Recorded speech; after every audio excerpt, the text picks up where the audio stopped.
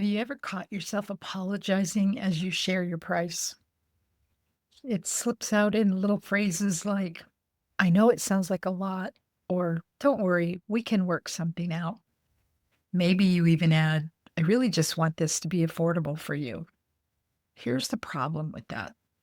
When you apologize for your price, you're sending the message that you don't believe in it. And if you don't believe in it, why should your clients?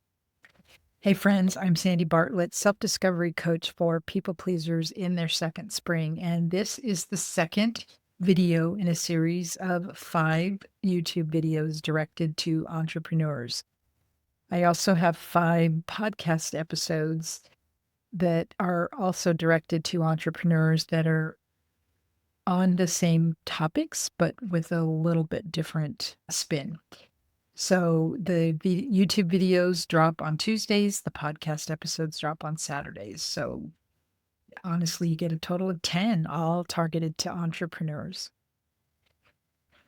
When I first started offering coaching, I do this constantly, discounting my price, apologizing, saying, I know it's expensive.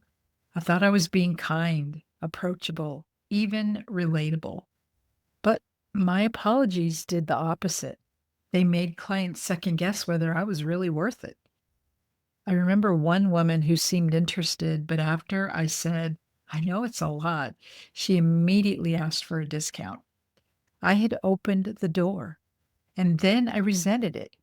Not her, but myself, because I had trained her to expect less. Apologizing for your price doesn't make you generous. It makes you forgettable because confidence is what people buy, not discounts. This is where your people pleasing persona sneaks in. Caretakers frame it as generosity. I just want to make sure it's affordable. Chameleons change their price depending on the client in front of them. Performers bury the apology under over delivery, piling on extras to prove their value. Peacemakers undercharge right away just to avoid the possibility of pushback. And ghosts don't even name their price. They dance around it until the client has to ask. If you've seen my videos on these personas, you know these aren't who you are, they're old patterns. But when you recognize them, you can stop letting them run your business. And this is exactly where Gutsy Gertie comes in. She's my free AI coach who helps you practice saying your prices without apology. No shrinking, no extras, no guilt. If you've ever thought, I wish I knew what to say instead of discounting, Gertie gives you the words so you can feel confident before you're even in the conversation. She's linked below. When I work with women on this, we practice replacing apology language with truth. Instead of, I know it's a lot, we rehearse simply saying, my program is whatever the price is, period. One client told me after practicing this, it felt so calm, like I was finally standing in my own shoes. And you know what happened? Her client didn't blink. They just said, okay, when can we start? That's the power of owning your price.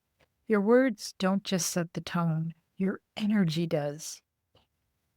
Here's the spiritual truth. Money is just energy, and so is your voice.